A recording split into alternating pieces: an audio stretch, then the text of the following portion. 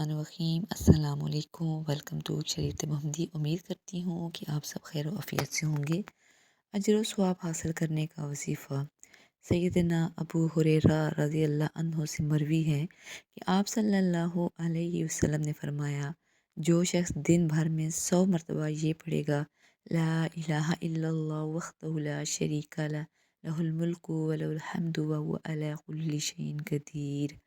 اللہ تعالیٰ کے سوا کوئی معبود نہیں، اس کا کوئی شریک نہیں، اسی کے لیے بادشاہی ہے اور اسی کے لیے تمام تعریف ہے اور وہ ہر چیز پہ قادر ہے۔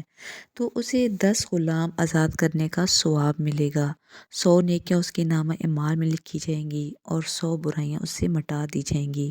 اس دن روز بھر کے لیے یہ دعا ان کی شیطان سے حفاظت کرتی رہے گی یہاں تک کہ شام ہو جائے، اور کوئی شخص اس سے بہتر عمل لے کر نہیں آئے گا مگر جو اس سے بھی زیادہ یہ کلمہ پڑھ لے۔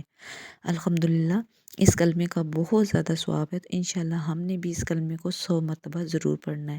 ایک اور حدیث سے ہمیں یہ بھی پتہ چلتا ہے، نبی صلی اللہ علیہ وسلم نے فرمایا، جو شخص فجر کی نماز کے بعد 100 مرتبہ اور مغرب یا عصر کے درمیان 100 مرتبہ اس کلمے کو پڑھتا ہے تو اس پہ جادو بھی اثر نہیں کر سکتا۔